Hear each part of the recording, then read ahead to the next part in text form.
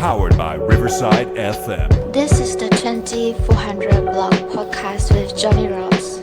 Hello, everyone, and welcome to another fresh episode of the 2400 Block Podcast. All right, let's get to it. I am your host, Johnny Rubes, and I have a special treat for you guys tonight, especially those in Chicagoland. That's where we are. He is known to pro wrestling fans as the Illustrious One, and it's truly an honor to have him here with me.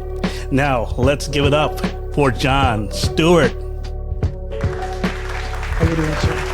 Thank you. All right. Always a pleasure. All right, for the duration of this 1 hour episode, we will gain some insight into his humble beginnings in Chicago, his pro wrestling career, his transitioning into politics, and if time permits, we can talk about space aliens and the things going on in Chicago. All right, so first off, I find it awesome that we're only a half hour away from each other by way of commute. Actually, an hour away, since we're, both in Chicagoland. You're over there in Deerfield. I'm over here in the Aurora, Naperville area. Oh, yeah. John, thanks so much for taking the time to be on this podcast. You feel pumped up on what we're going to have here tonight? Oh, yeah. People say this who do podcasts or, who get interviewed, and I really mean it. Anytime someone is willing to take 10 minutes, an hour out of their busy day to listen to a blowhard like me talk, it's an honor. And I mean that sincerely. Cool. All right. So it's going to be fun, by the way, John, and we're going to breeze through this, man. Yeah, so let's go. Here we go. Sure. All right. Okay, John, you're going to take us back into time here. Take us to your humble beginnings growing up in the Chicago area. What was it like then for you? Well, I was a kid of the 70s, and I just told this on another podcast this morning, and it's true. I think, and my friends all think, we talk about this all the time when we get together, that, the kids growing up in the late 60s and 70s in Chicago are batshit crazy. And, for a couple of reasons, we were Gen Xers, so it was like, go out at 9 in the morning, don't come back to the streetlights, come on, literally. I mean, my parents didn't know if I was on Mars, along with everyone else's parents. So you had all of that freedom and creativity and to do whatever. You were like your own man when you were 10 years old. But really what I speak about is the TV. Chicago TV was, it turned a generation of people that, made us a little goofy. And I mean that sincerely. We had a show called Ray Rayner, which was this skinny Jewish guy with a toupee who was literally half drunk some of the times during the show. He would put sticky notes all over, and he wore a jumpsuit. He talked to a puppet dog, and he'd make crafts and stuff while he was a little inebriated. Bozo the Clown, and him and Cookie, we've heard, Bozo. Behind scenes that they were, they put down a couple. I mean, what was going on, going on there? Having Captain Kangaroo, we had this come on TV with a dictator outfit with epaulets and a military jacket. We had a program called Giggle Snort Hotel, which was puppets and there was this blob of clay called the Blob, and he would kind of speak to the star of the show, and they would mold him and you combine that with Dick the Bruiser, Channel 44 wrestling, blood all over everyone every Sunday morning. I mean, I don't know how we stayed sane, and then you even talk about national TV back then, Evel Knievel and stuff like that. I really, but it was so much fun. I became such a better person in my personality and what I accepted, and I wasn't a stuffy person ever. It just broadened me a lot, but no doubt, made us all, a little bit goofy. And I grew up on the far northwest side of Chicago, kind of like Harlem Avenue and the Kennedy Expressway. Oh.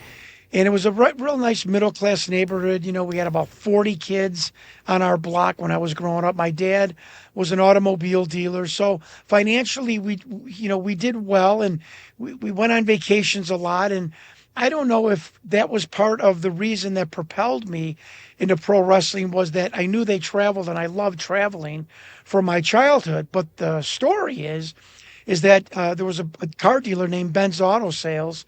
He would sponsor Channel 44 wrestling, and he gave my dad some wrestling tickets back in like 79. And so, we go down to the International Amphitheater, and we're in our Sunday clothes, and we it's like it's like the apocalypse, the Thunderdome, the fans in the '70s at the International Amphitheater on the South Side. I mean, it was a rough crowd. And, people are bleeding in the ring and everyone's calling for blood. And, my mother is aghast, and I was just transfixed and captivated. And I remember, it was like, I think it was about 11 years old. I looked up in the ring. I said, I'm doing this for a living. And people have had that experience with other, professions or whatnot. But when I saw, Spike Huber in the ring and Dick the Bruiser, and they were getting all this attention, I'm like, I'm doing this for a living. And, I was an outstanding football player. I don't say that to brag, but, it was all conference, all area, all city, all suburban, all state honorable mention at Notre Dame High School and college prep in Niles. Oh. And then it came time, are you going to play college football? But I wanted to get into pro wrestling. And my dad mistakenly said, I heard there's a wrestling school in Memphis. And pro wrestling back in the 80s was like the mafia. You didn't know how to get into it. You had to finagle your way, meet a wrestler, convince him to train you, so on and so forth. This is how they would assure you, if you worked that hard to get in, you were going to keep the secret. And so I took a invited walk-on scholarship at University of Memphis, called Memphis State back then. And about 6 months being down there, a fraternity brother of mine met one of the local wrestling promoters in the grocery store. He's like, we've got this fraternity brother. He's crazy. He came down here to be a pro wrestler. He's playing football at Memphis, but he wants to be a wrestler. They exchanged phone numbers, and 3 months later, I was on TV in Memphis while still in college, wrestling on TV. So, a really interesting, nice, funny start to my wrestling journey. By the way, what position did you play in football? In high school, I played nose guard, which is the craziest position. You take the craziest guy, you put him over the center, and that's what I played. And in college, I played outside linebacker because I wasn't big enough to be really effective on the defensive line, I thought, even though I was 6'1". But I only weighed 210 when I went to Memphis, and then I played outside linebacker there and outside linebacker at North Park University back in '90 when I went back to college and played one more season of football. Oh, great. All right. In regards to your training in wrestling, was there someone that you were that taught you? Yeah, was there someone that taught you all the moves and everything? Yeah. Good question. His name was Buddy Wayne. He was a legend in Memphis. You'll see him on a documentary called Memphis Heat. He is literally known. This is how fortunate I was. He's literally known as one of the best storytellers in wrestling. And you're talking about pro wrestlers who are experts at telling stories, because we spent so much time in the car back in the old days that, you had to keep each other amused by telling wrestling stories. And so he trained me. And an interesting fact about that is that he trained me the way he was trained. He was trained in, I think, 1955, but he was trained how they trained in 1935. Does that make sense? So I actually was trained how somebody in pro wrestling, when it was still a little bit of a shoot back in the 30s, was trained. Amongst learning all of the other modern moves and stuff, I did some really wacky things with my feet and juxtaposing my hands and my feet and turning around so I could come with my feet pointed forward when I spun around and stuff like that they trained like in the 30s. And I don't know a lot of guys that can say that who are even still living. That even though I trained in '86, I was trained like literally old school, like from back in the 30s. So I think that's a really cool feather that I have in my head. And I was very fortunate to be taught in that structure. That's awesome. Yeah. And what got you into having the name the Illustrious one? Did you create this persona yourself? I started off as the Beach Boy. Jerry Lawler, who was the booker in Memphis at the time, he's like, I saw this magazine article and they had these jam shorts with all different colors. I want to create a team called the Beach Boys, come out to the Beach Boys music. And I was one of them. I didn't like it. We wrestled on our bare feet. My tag team partner was Van Horn, a great guy, still friends with him. And when I came back to Chicago and started wrestling for Dick the Bruiser, still as the Beach Boy, I still wanted to eventually have, I idolized Ric Flair. Hulk Hogan got me in the business, meaning like, he made me want to be in the business. But I idolized Ric Flair, as many others did. And so I wanted to have a character like his. And when I wrestled for Windy City Wrestling, the promoter Sam DeCiro, longest serving independent wrestling organization in America, by the way. I was a tag team partner of Sonny Rogers, and we were the Beach Boys. And it was one day I said, Sonny, I want to go on my own. I want to be a heel. I want to be Ric Flair. I got to do it. So I turned on Sonny in an infamous match in Cicero on TV. And when we were at the wrestling gym in Chicago, one of the female wrestlers, we were thinking of a name for myself. And she had just read a book about the British Navy, and one of the ships was the Illustrious, HMS Illustrious. And she said, what about the Illustrious? And everyone looked at each other. And I said, that's perfect. And then that became, on ESPN, Eric Bischoff and Lee Marshall coined me the Illustrious One and stuff. So, and then I developed into the Ric Flair character. So yeah, it was a female wrestler that gave me the name the Illustrious. Oh, that's cool. So you had to dye your hair blonde, or were you blonde in the beginning when you were the Beach Boys? Well, I was blonde for the Beach Boys. And, so and I wanted so much attention back then in the airports or at restaurants, like I'm a wrestler, when you get to be somewhat famous or known, you want the opposite. You don't want anybody to recognize you. I'm not saying that I was super famous, but at some point you just want to eat your freaking meal at TGI Fridays and, go on your way. But so I always had bleach blonde hair to some degree, and I know I didn't make $1 million in wrestling. I know I wasn't part of a WrestleMania. That's all my fault, by the way. A lot of old wrestlers blame everyone but themselves. But 3 years in professional wrestling, I was already on the ESPN main event, wrestling for the light heavyweight championship of the world against Buck Zumhoff, and I was on the ESPN main event 8 times, had a big rivalry with Sergeant Slaughter, who was doing Diet Coke commercials and G.I. Joe cartoons at the time. I really was fortunate. I'm not dead. My dad and I were talking about this yesterday. My mom's dead, but died at 12. And my dad's like, I'm so lucky I never had to bury you, like so many families and fathers and mothers did that were fathers and mothers of pro wrestlers. And I've got like 63 men and women that I've worked with and known, traveled with, that are deceased now, that never made it to 65. So, Jeff Jarrett said it best. You don't make it you survive wrestling. And if you can survive with your brain and a couple of dollars and still married after 24 years, that poor woman, I am one of the luckiest people in the world. Never addicted to drugs, never tried drugs. I'm not bragging. I'm saying this like how grateful I really am. Where I got the taste of pro wrestling for on and off for 20 years, to be on TV, to be a star, to be a promoter, and to come out of it intact, both brain, body, and my disposition. How many wrestlers do we see on shoots on YouTube? They're miserable. And they come across like that. I'm not miserable at all. I love what pro wrestling did for me. It helped me accomplish a childhood fantasy. Why would what would be miserable about that? And I want people to succeed. I want young guys to make as much money as they can for the little amount of work or putting the toil on their bodies. So I'm just very grateful. And at 56 years old, I know a lot of guys my age who are not happy with their past and their life and where their life is now. And I just want everyone to know that I'm a very, very grateful 56-year-old man. That's great. By the way, my girlfriend said you're still young.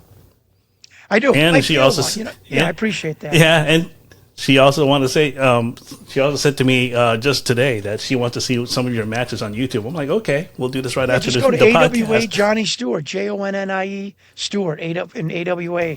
There's like 15 matches on there. Now, when you see me with my bleach blonde hair and my Ric Flair ropes, you might not fall asleep for 3 days because of shock, but she can't blame me for that. Yeah, I love your trunks, man. Spoiled rotten. Yeah. I actually was at a pharmacy buying athletic tape in Chicago, and it had those brass keychains that were like oval, and it said "spoiled rotten" on it. I'm like, this is going on my tights. And I'm really remembered for that. I'm remembered for that. That crazy blue and yellow robe, and most people, fans, when they see me or meet me, it's spoiled brat, spoiled rotten. Very few say the illustrious. So I find that's really funny that stuck. Great. Oh man, do you recall your very first match and who were you up against that time? Yeah, it was against my trainer, Buddy Wayne. And, this is something that I'm very grateful to. Most wrestlers' first matches are in bingo halls or VFW rooms or dingy flea markets. I was at the Tad Smith Coliseum at the University of Old Miss, 10,000-seat arena. And I knew I was going to lose to Buddy Wayne, my trainer. We had a great match that we had rehearsed for 2 weeks. And I did not know, but him and the referee, Jerry Calhoun, who's Jerry Lawler's best friend, they worked it out so they would do a fast count so I would win.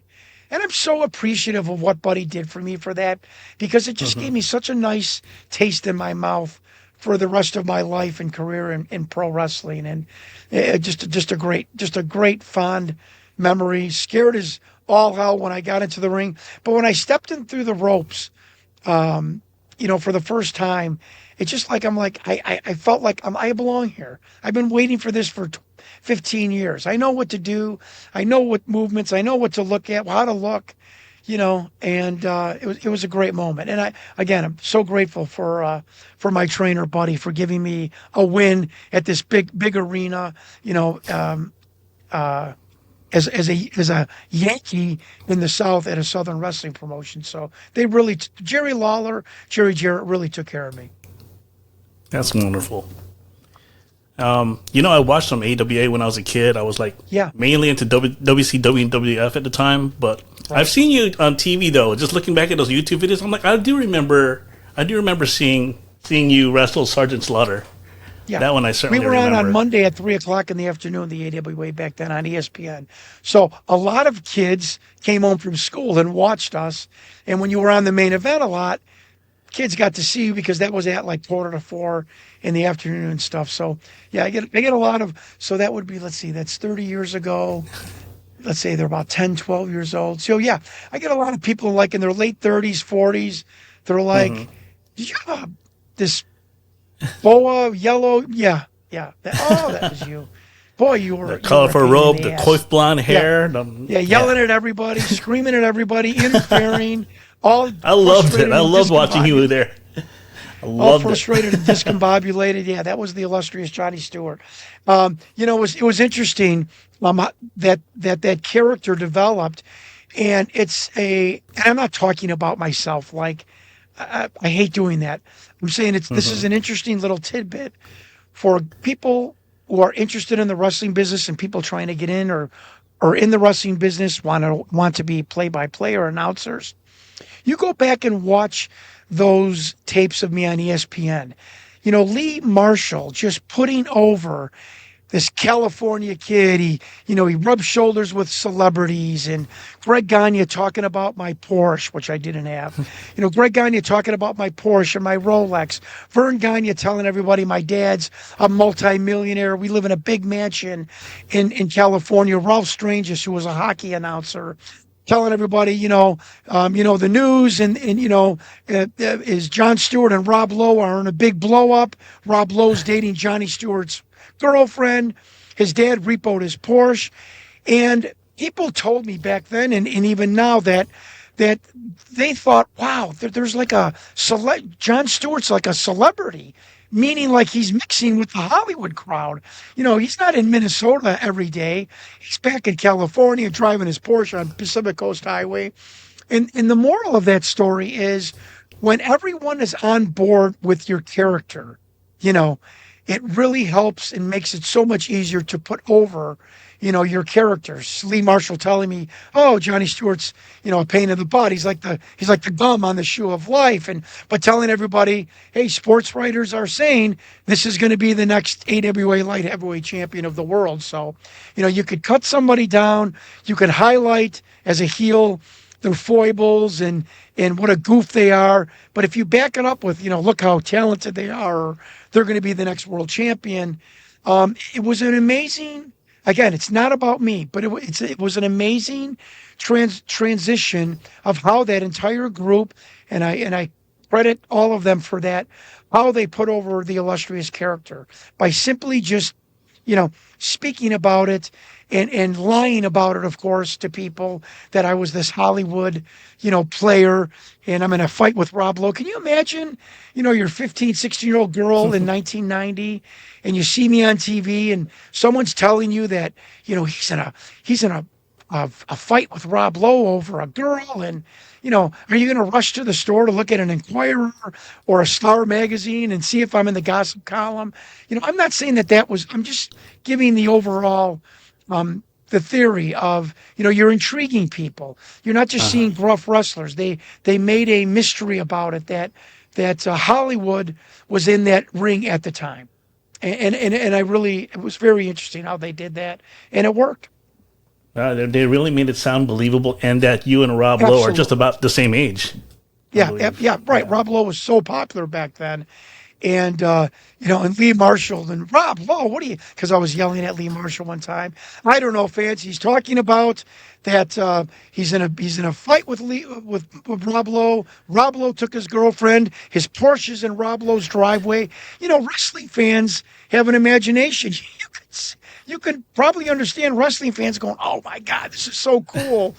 Cool that Rob Lowe's screwing with this jerk kid, the Illustrious one, and screwing with them, and she's all, discombobulated and flustered, and so it was cool to see that, how that all transpired and how they did that. They were all of the announcing team, from Eric Bischoff to Greg and Lee Marshall and Ralph Strangis and Vern, were total pros. That's great. Give me a second, sorry. I was about to burp here in front of the podcast. Oh my gosh, that's a no-no. Who did you like working with during your tenure in AWA? Good question. I love Paul Diamond. They first paired me with Paul when I first came in, and then he left to the WWE. So we had about 4 months together going around the loop, as they say. The first time I wrestled Paul was on ESPN. I made him break character and crack a smile. And when you can make a serious wrestler like Paul Diamond, like laugh at your antics in the ring, to let people in on like wrestling secrets, or, it tells me that Paul's relaxed. He's enjoying himself in the ring. He's not all tensed up and ready to kill me. I knew Paul from Memphis, which was great. So we knew each other in 86, traveled with each other. And then here we are working again in 89, which is a very common theme in wrestling. But I really like working for Paul. He was a lot like Macho Man Savage, where he liked to write out things and memorize a match. I was a call it in the ring kind of guy, but he made me a better worker. Paul Diamond made me a better wrestler. And we wrestled each other in Canada and all over the Midwest and a couple of places on the East Coast, and I really enjoyed that. And I love working with Sarge. He couldn't hear in one ear, but I was so stupefied when I worked with him. Like this huge star that 6 months later would headline WrestleMania with Hulk Hogan, which is something I'm very I was the last guy to work him before he went and starred in WrestleMania against Hulk Hogan for that Gulf War, WrestleMania series. And so I really I didn't get to work with him that much. I did when I started my own AWA Wrestling Superstars. I probably worked Slaughter 35 times. And but I enjoyed working with him too. There was there was a couple of other guys that Minnesota guys that they used on the road when they wouldn't fly in people that I enjoyed working. But DJ Peterson, another guy that tragically killed in a train accident. Oh God, him and I had a match, and I'm not bragging. I'm just giving credit to DJ because you can't be a good heel without a good baby. We had a match at the St. Paul Civic Center where Pillman and Ric Flair were the main event, and Wade Keller and the Wrestling Observer both said that the heat Jonnie Stewart and DJ Peterson got was unheard of and blew away Ric Flair's heat. It was printed by Wade Keller in the Torch. And it was great. And you can't do that unless you have a great baby face who's getting the sympathy, who's rocking and rolling with you. So, you can't be a great worker unless you've got a great opponent. And I love DJ. Just, I credit Greg and Vern. First of all, I know people say bad things about them or whatnot. To me, I had a great experience with them. They never bothered me. They always left me alone. My checks cleared. They always took care of me when I needed money on the road. They gave me great matches, great opponents. I mean, AWA was my hometown, Chicago's hometown promotion. So to be with all these guys that I was watching at the Rosemont Horizon, Baron von Raschke, there's another favorite opponent of mine. And I'll get to that. Baron von Raschke, Lawler, Nick Bockwinkel, Slaughter, all these guys, and I'm traveling, I'm on planes with them, I'm in the ring with them. What an honor that was. And I owe Greg and Vern everything for allowing me that opportunity. Just wanted to get that across. And, that's another thing about great opponents, Baron von Raschke. Think about this. I subcontracted myself out for a lot of independents. WCW also, USWA, Lawler's territory. In May of 90, I worked every day. And 2 Sundays, I worked twice a day. And so I was on the road a lot, and I was beat. So you'd show up to a town, in Wisconsin or Minnesota. I'd look at the lineup, Illustrious Jonnie Stewart, Baron von Raschke. Oh, thank you. It was going to be walk and talk. I'd be the illustrious one. I'd cut him off, put the boots to him. He'd make the comeback with the claw, in and out. It's conversely when people say when they saw in the lineup that they're wrestling the Ultimate Warrior, where you're sick to your stomach. Like Hercules Hernandez once said to me at a bar in Chicago. He's like, John, I have no reprieve. It's going to be a better day tomorrow because tomorrow I wrestle the guy again, the Ultimate Warrior. He's like, so it's going to get better tomorrow. You're going to wrestle the guy again tomorrow. So a lot of great opponents. I can't even think of one. Tommy Jammer was a little hard. He wouldn't sell a lot, which made it really difficult to work with. But he was a great guy, nice guy, never hurt me. But he was just a little stiff. It was a little hard to get him to sell and stuff. But everyone else, and including Tommy, just great opponents. Never had a bad match, thanks to them. Regarding your mic work and what you're talking in front of the camera, was that like ad-libbed? Like, did you come up with all those things when you're talking in front of the camera, or was this just something like that was on an outline and you had to look at it? It was ad-lib, and some of my interviews were horrible when I first started with Vern. I was yelling and screaming, and that's something that I do wish Greg or Nick Bockwinkel, who was in the back locker room at the time, would have taken me aside and said, look, build slowly, then get to the Ric Flair screaming at the end. So I do wish somebody would have interfered. As you could see, when I wrestled for Buck Zumhofe for the light heavyweight championship of the world, I had a really very serious interview, and people actually, believe it or not, wrote on the internet, hey, Jonnie Stewart was really serious that day and had a great interview. So yeah, I wish somebody would have interfered with that and helped me be a little bit better, different technique. But yes, that was all ad-libbed. I mean, you'd walk in and the cameraman would say, or Eric Bischoff would say, we're going to talk about, a Buck Zumhofe or the team challenge series. And you just have to wing it, and if you weren't good on the mic, you weren't going to have a very profitable wrestling career. Yeah.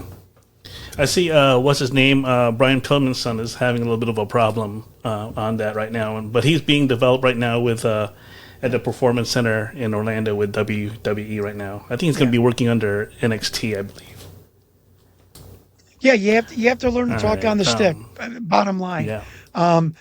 They don't use managers to do that anymore, which is why managers were invented to talk for guys who were great workers but couldn't speak or couldn't, you talk people into the seats, as Al Snow said, and it's true. Yeah.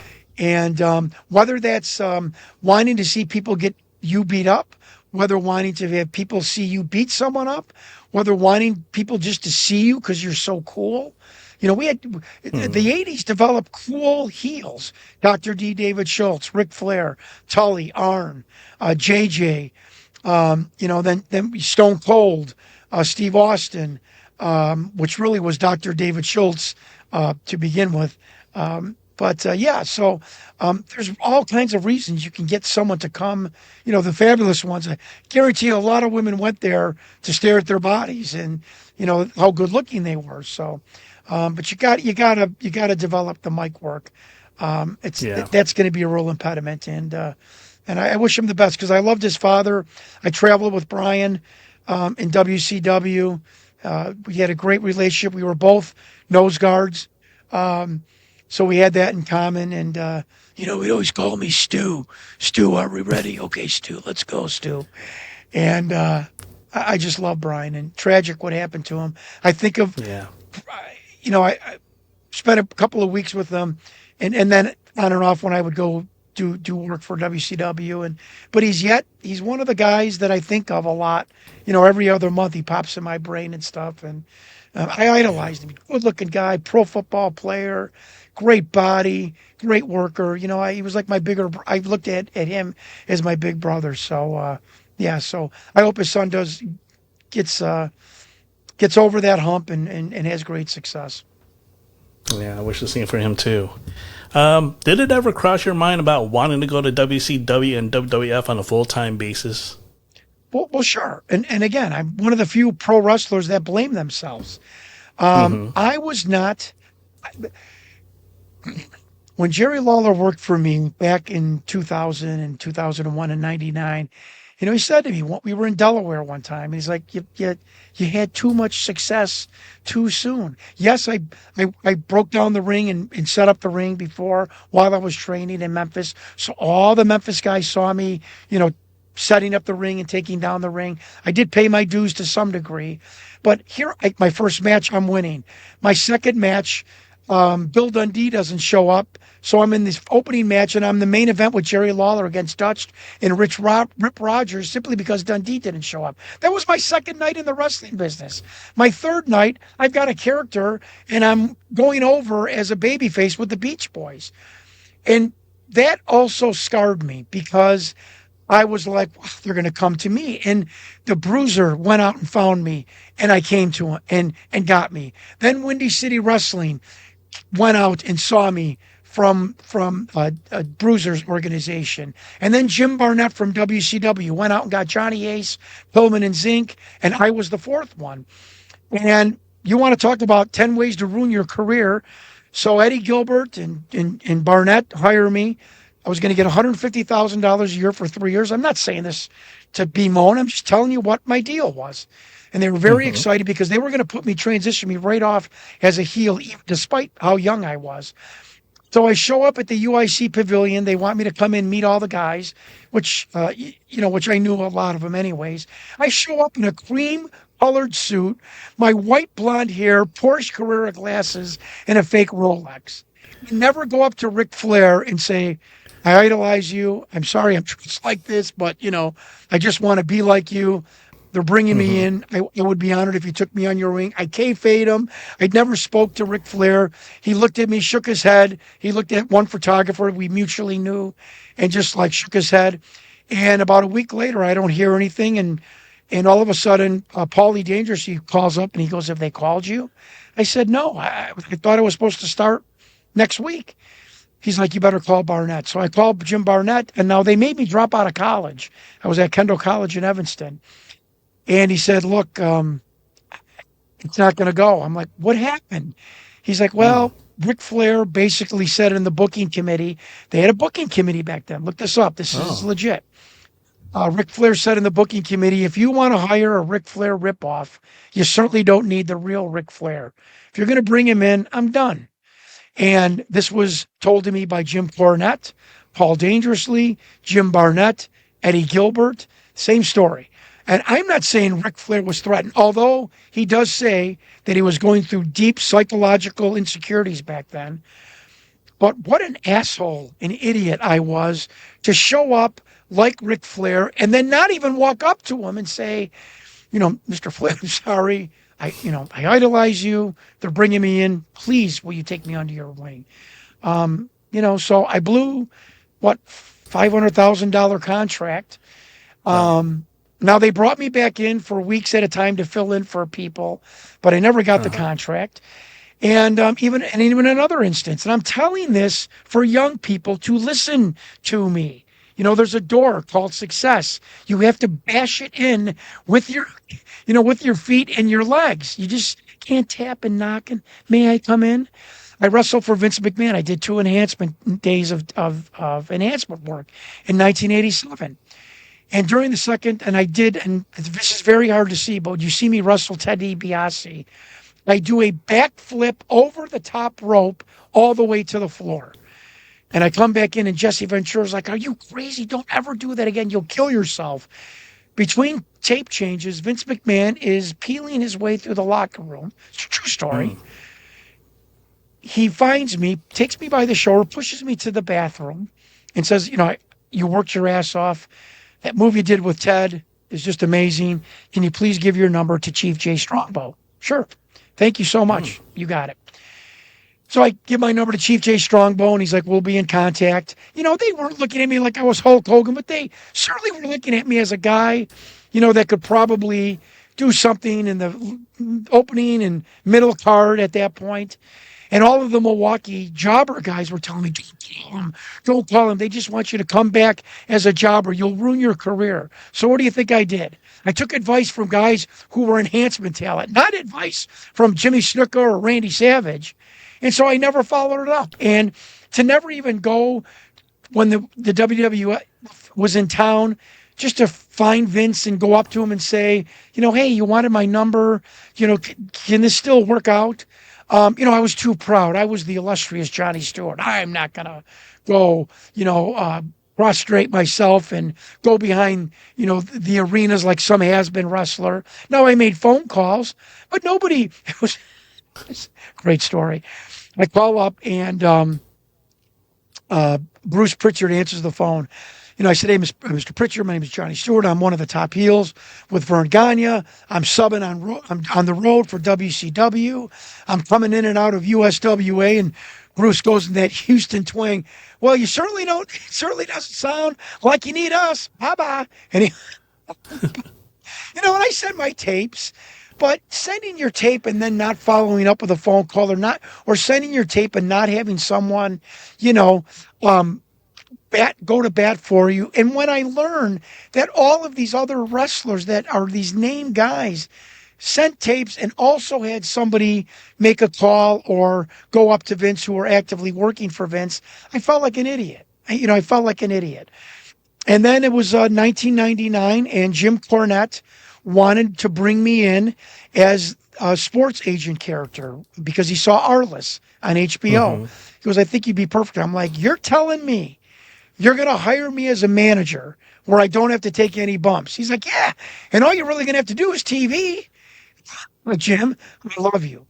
So they shot some promos with me and whatnot. And at that time, him and Vince Russo were in a beef. And Vince Russo was over Jim Cornette, and he handed the packet to Vince Russo. He's like, look, Vince likes this guy. I think he'd work as a sports agent character. He was a great heel with the AWA. And, Vince Russo didn't do anything with it. Now, stupid me, I should have went up to Vince at some TV taping in the Midwest. Hey, we're both Italian. I know Jim gave you the packet. Can we do something? Smooge him a little, but I'm the illustrious Jonnie Stewart. And then 6 months after that, Steve Lombardi, who I worked with a lot with the AWA Wrestling Superstars. He's like, look, I talked to Vince. I can get you in immediately. He goes, why don't you meet me at the Rosemont Horizon, the Allstate Arena now, at the TV taping, and I'm going to take you to see him. And I just got married. I was running my family's automobile dealership. I'm not saying I chickened out or wimped out, but it took like 10 minutes to get Steve Lombardi. And I started to just go through, I'm going to be on the road. I just got married. I have a new stepson who probably would like a father at home. And I just, it was kind of one of those conscious moments. And I just got back in my car and I went home. And, who knows what would have happened and what would have turned out. Would I have been the man I am today? Would I be living still today? My friends in Chicago joke with me, and my grade school friends, can you imagine if they gave Johnny $200,000 a year? We would have buried him when he was 20. And they're probably right. I probably would have done anything to keep the money train going, which would have meant steroids and all the travel and, drinking with the boys, which I hated because that's how you politic and do business at the bars. So I'm not bemoaning the last 15 minutes of my talk. I'm just saying that's a reason why, you never saw me at a WrestleMania or on a big WCW event. I even had a tryout with WCW in 92. And I went there. I was a car dealer at the time. I had a little flab coming over my tights. So instead of wearing a nice, cool slinglet to hide it till I could work out some more, I wore the Jonnie Stewart, tights from 1989, and Magnum TA's like, your stomach looked like shit. You can work your ass off, but, get back in shape and call us. I'm the guy, 10 ways to ruin your wrestling career. Believe me, I did all 10. Despite all that, though, man, you're blessed, though. I am hand blessed. to you, though. I am blessed. Thank you for saying that. Mm-hmm. And, all right, so cagematch.net has your in-ring career beginning in 1986 and ending in 2007. Did they get it right or did they get it wrong? No, my last match was 2012, just outside of Cooperstown, New York, in a town called Owatonna. Big baseball field, AAA baseball field. Mick Foley was there. Luscious Johnny Valiant, the Dream, is it the Dream? The Spirit team from the WWE, they were there. Mick Foley drew like 3,500 people. Great match. I was in the Battle Royale. That was the last time I was in the ring with a worker named Ricky Landell. I was in a mask, the kimchi gimmick, and just laughing my ass off as I rolled over the top rope like a old 1950s wrestler. And Ricky Landell and we couldn't even stand up straight. We were laughing so hard. We were just in such a good mood. So yeah, that was my last match. But I believe it was 2008 when I was slated to wrestle the Honky Tonk Man at Riverhawk Stadium in Rockford, and my doctor deemed me physically unable to perform. My back and my hip were just too screwed up. So he called the promoter and just said, Jon Stewart cannot perform. He's out. He's done. All right, and now that leads me to my next question. When did you realize that your pro wrestling career was over? Well, when the AWA ended, and the phone didn't ring, and that's when I should have been on the phone and going in back of the matches in the back and schmoozing and hobnobbing, and I sat by the phone and sat by the phone and sat by the phone, and the phone wasn't ringing, and then I had that disastrous tryout in 92, and so it was, I think the disastrous tryout in 92, that I knew I would always be in wrestling, but that, unless I get on the juice and get my body like a cartoon figure, this might not happen. And I am just one of the fortunate guys that it didn't bother me that much. Once you're on TV, I could tell you this. Once you're on TV as a star, whether it's ESPN or TNT or, that takes that urge to be a wrestler and when other wrestlers on YouTube say, oh God, it was drudgery for me to actually go and get into the ring and perform, they're not lying to you. it becomes at point times it comes a real job, and it's not fun sometimes. And you had that with the travel and the pain on your body. So you know, you know, the only thing I missed was the money, that I wanted to make. And my dad told me, he's like, look, making money in life is easy. You have 40 years to make money. Look what you accomplished. You're alive. You're promoting now. Move on with life. And I don't think a lot of wrestlers know how to do that. They don't have something to fall back on or have a plan of, hey, when Vince McMahon, gives me the all the best of luck in your future endeavors letter, what am I going to do next? Am I going to get into real estate? Am I going to sell cars? Am I going to get into broadcasting? Am I going to, get into day trading? And a lot of wrestlers don't have that backup plan. And I encourage a lot of the wrestlers to do that. Because that makes you less bitter and look back and say, hey, this was a great time in my life. Is there any shame when a guy in the NFL for 2 years, is out of the league and he gets a job, selling,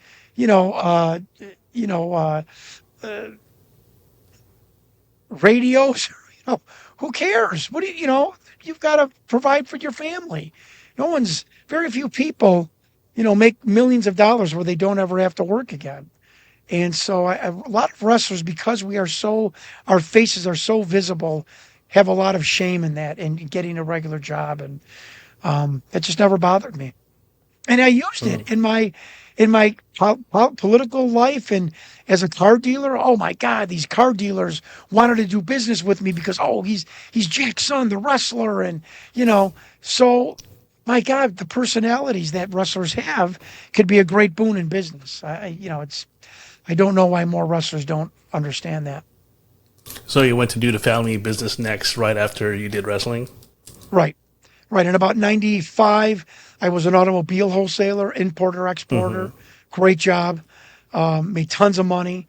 And then in 2001, about 2000, I took over day-to-day operations of our car dealership and located in the northwest side of Chicago, which we shuttered last July because my dad went into hospice. Still alive, and we got a great deal, a lease deal from a moving company. So we thought it was after 40 years. I thought it'd be nice if I could semi-retire, and I did. Oh, okay. All right, moving on to the next chapter of your life here. What led you to the world of politics? How did that came about? We always had a politicians hang out at the car dealership, and a couple of them would say, John, you're well spoken, and you're groomed, and we think we could groom you into a politician. And the alderman at the time was Ralph Caporelli. He wanted me as a Democrat, and I was a Republican. Again, 7 ways to ruin your political career. When a ward boss, political heavy, asks you to run as a Democrat, and they'll give you all the money and in the world, don't tell them, but I'm a Republican. I'm not the brightest bulb in the drawer. So just to let you know. And so, and I was living in Mount Prospect at the time. I saw that there was tons of businesses being shuttered. This was about 94. And I went to the town hall meeting and made an impromptu State of the Union address. And people were calling the office, the city hall. Who is that guy? What is his phone number? I mean, legitimately calling me at my home and on my answering machine. I'm like, well, maybe I should give this a try. And I met a guy that was a political consultant and decided to run in downtown Chicago in the 11th state representative district. Heavily Democratic district. I ran as a Republican. It was a kamikaze mission, and I figured I would never do it again. But then Jesse Ventura became governor. And when I got married, I came back from my honeymoon and I had 3 answering machine messages. This is back in 99. I had moved to Deerfield. Hey, John, Congressman Porter just announced his retirement when you're on your honeymoon. You got to run for his spot. It's an open seat. You got to run. I'm like, okay. So I ran, and because of Jesse Ventura and being a wrestler, I got tons of national attention, including an article done on me in the New York Times Magazine, me and Bob Backlund, who was running for Congress. I mean, the New York Times Magazine doesn't do stories on the Pope. So Bob and I were very grateful that we were on Fox News, O'Reilly Factor, Hannity, and Combs. And I dropped out of that to endorse Mark Kirk, who became the congressman and United States Senator. And then in '08, I was really pissed off about the economic condition, and Rahm Emanuel was vacating to go help Barack Obama and be chief of staff. So I ran in his district in the special election. And then, I was sitting in my office one day, and I don't mean this to be dramatic, but I was listening to the news on TV. An 8-year-old girl got shot in the head on the South Side. And then there was an article on the newspaper next to me where the state of Illinois was like $16 billion in debt. And I'm like, something's got to be done. I'm just going to go do something. And I was part of the Libertarian party at the time, and I told them, I think I might want to run for governor. And they were like, let's do it. Let's go. And there was 2 other opponents. I lost the caucus by 1 vote. But, I put 17,000 miles on my car campaigning by myself, sleeping at rest stops with my overcoat over my suit and trying to get some shut-eye so I wouldn't kill myself on the road, staying at bad motels. But it taught me something. I met so many nice people in that year and a half, traveling all over the state of Illinois and campaigning and debating. And this is a great state, full of great people, salt of the earth. And everyone just wants basically the same thing, a future for themselves and for their kids, for government to be honest, for government to be fiscally responsible. I think that's asking a lot. And I really, really got a healthy measure of respect for the people of this great state, and that something I will carry with me forever. I had people make me cry, choke me up with tears of their stories and their hardships, and could I help them? And walking in to a John Deere dealership, and there's just the owner there sitting at his desk, and having a 20-minute chat with him, and he's like, Jesus, for governor just walked in out of nowhere, and just some really special moments like that. And I'm really grateful that I had that opportunity. And then in the last 4 months, I hired 3 consultants, and to see how they, manipulated my campaign in a good way, was really interesting. It was really just like the AWA with the announcers getting my character over. It's really interesting to see how the political process worked that way. Did some of these people in Illinois recognize you as the illustrious one? Did anyone come to you like, oh, I remember you from the wrestling days now?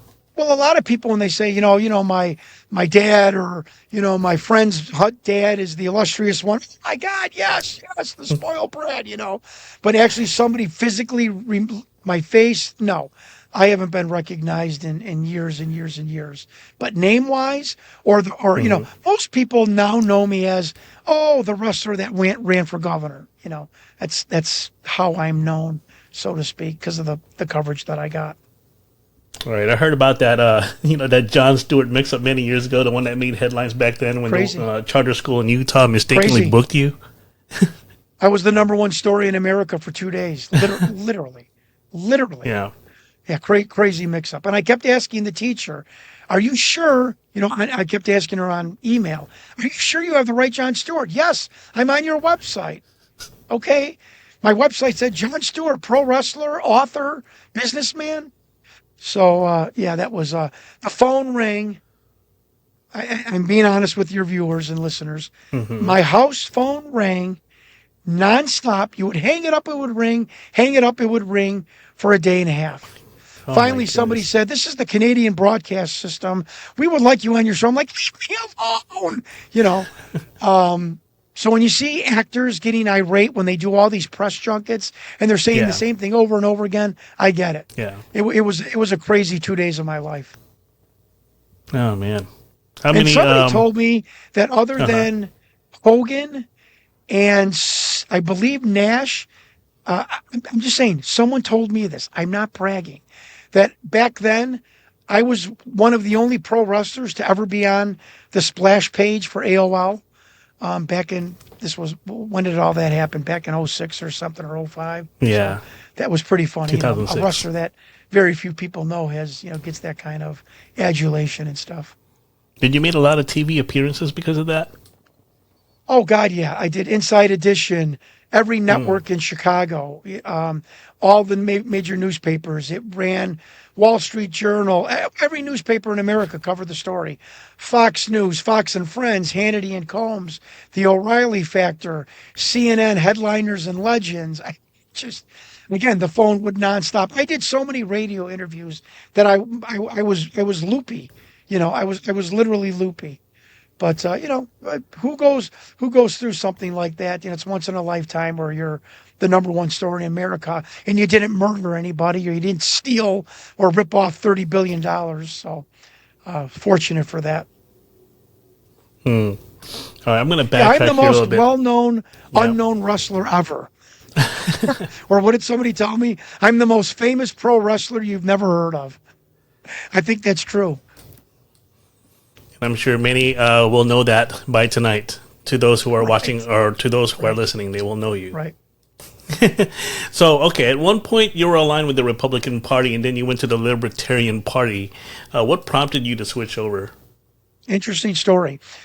So I was approached by some Republicans when Jack Ryan dropped out, when Barack Obama made him withdraw out of the Senate race because of stuff in his divorce settlement. Mm-hmm.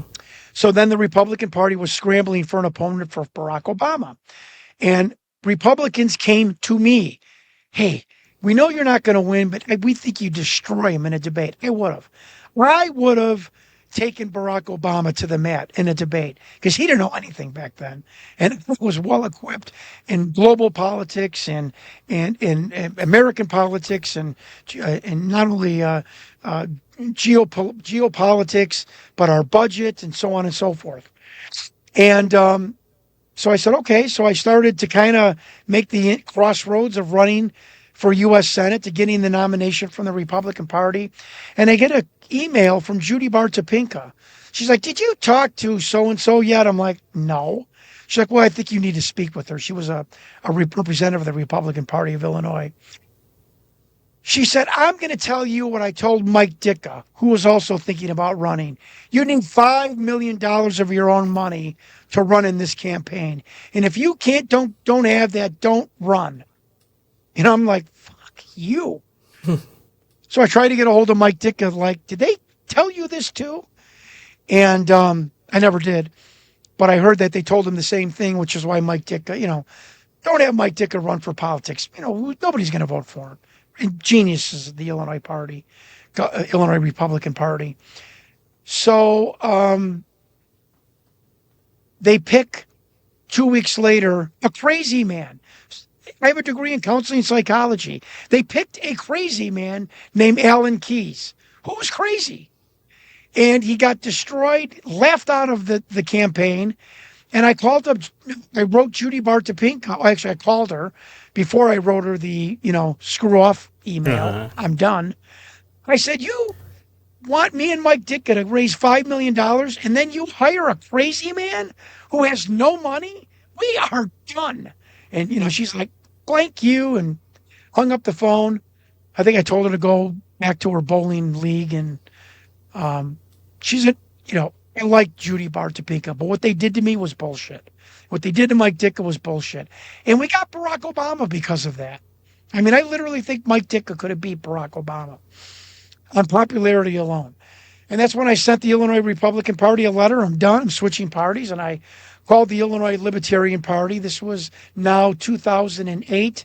And then in 2011, I made inroads with the Libertarian Party, and I've been a Libertarian ever since. They're just wonderful people, hardest working group of political activists I've ever seen, and I am proud as all hell to be a member of the Illinois Libertarian Party. I even, stepped in for Secretary of State against Janulius when the Democrats kicked off our candidate, Jesse White, with the same name. And I was honored to step in as the fill-in candidate for 8 weeks, and at least we got some attention on the Illinois Libertarian Party, and they're just great people. I love them to death, and I'm gonna be a Libertarian for life. All right, looking back at those times that you try to get a seat, even in the face of defeat, does it propel you to keep on moving forward and getting another shot at those in the future? I would say no. It's really hard. It's really, if you, let me tell you something, anybody's thinking a career in politics, if you think politics is glamorous, okay, maybe if you get $10 million and you run for Senate, you can buy your own tour bus and, you can buy your own staff but you want to run for state rep, councilman, Congress, did you hear me? I was sleeping in my car at rest stops. I was changing out of my normal work clothes in the back of dollar stores in the middle of Illinois into, my suit to go to a debate like in Pekin, Illinois. Changing my clothes, I'm in underwear, in back of a dollar store, or in laundromats. That's not glamorous. People are exceptionally cruel, exceptionally cruel. And if you don't have an alligator thick skin, I would say politics is not for you. Now, if you have backing of a party and you're a Republican and you're running in a Republican district or Democrat in a Democratic district and the party's backing you with money, absolutely. But if you want to go maverick, you want to go solo on your own dime and then call up your family and friends and ask for money, pick another profession. I'm a 270-pound pro wrestler and college and semi-pro football player.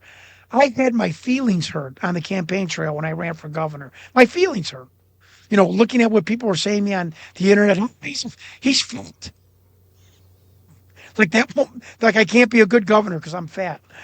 And cruel things. And for me to get my feelings hurt takes a lot. And so I wouldn't advise it and then they crawl up your entire background, your family, and who needs that?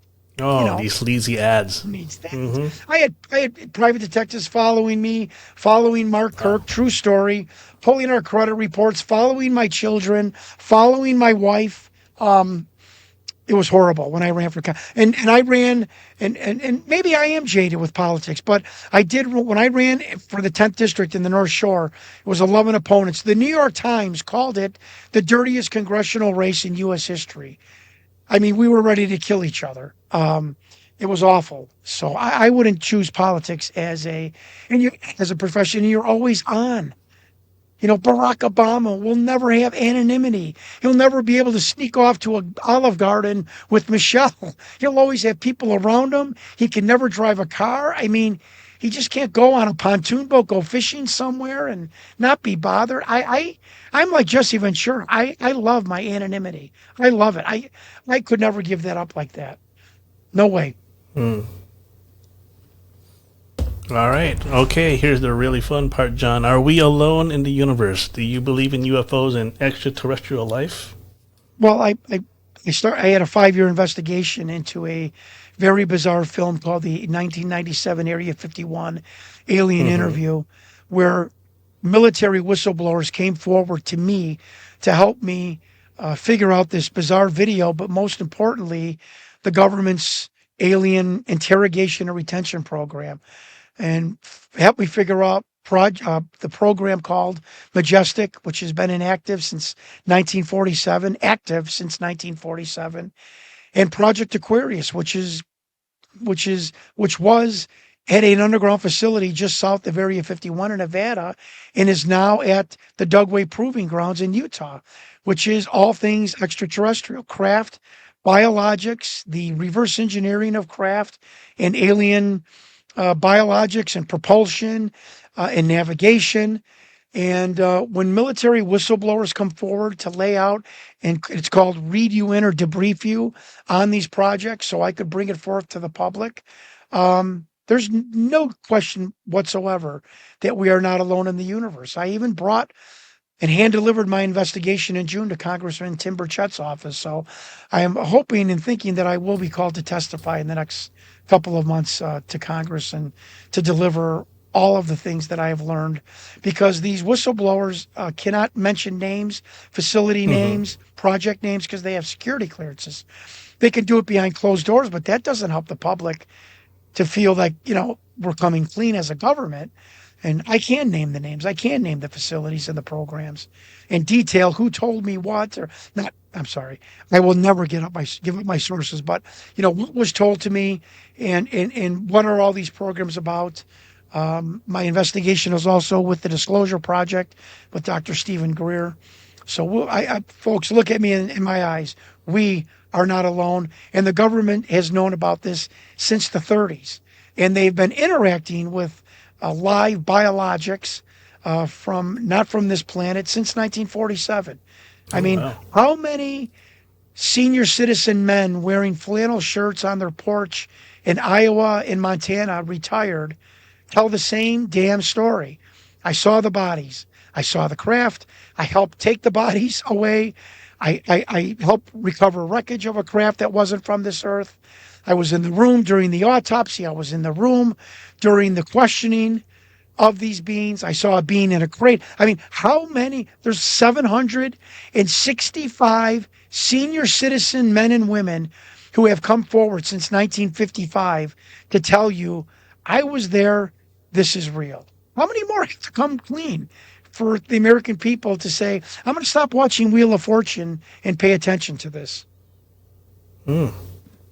Interesting. Sorry, I had to be a little cocky there, but I want to jar people out of their stupor. Well, you're doing it in illustrious fashion there, my friend. All right, and I left this one for last, John. What do you think personally about the things going on in Chicago right now? Do you have any suggestions in mind for the city to be safer again for everyone? Do you think Mayor Johnson is doing a good job right now in his first few weeks in office? What a great question! Wow, I'm actually very impressed. I have no opinion on Mayor Johnson right now. His tenure is, his track record is still yet to be laid out. I can tell you from a political perspective, from a businessman's perspective, from a guy that's worked hard his whole life, saw his father work hard. The first thing is this. We need economic growth in Illinois. We're $8 billion in debt. We can't even pay our bills. I champion marijuana sales. It's bringing in $300 to $400 million a year. It's helping. But we still have to curb the debt, curb the budget, curb these ridiculous pensions that are making these pension programs circle the drain. That's number one. Number two, you have to convince businesses to come to Chicago. And the only way you're going to keep doing that is by providing a safe environment for these businesses. And the only way you're going to provide a safe environment is to flood the south and west sides of Chicago with a police presence, no matter how militaristic it looks. We've taken the marijuana drugs off the table as far as gang crime. We need, to better our education, because a more educated person, especially in underprivileged or underserved or in minorities, a higher educated minority person has got such a better chance of going to college and developing a life for themselves. They've got a future. And as uncomfortable as this sounds, I don't care. We need to have African American men start raising their sons and daughters again, and try to keep these African American, these black families intact. The fatherless homes in Chicago and in this country is at an epidemic proportion, and it is destroying a swath of youth that is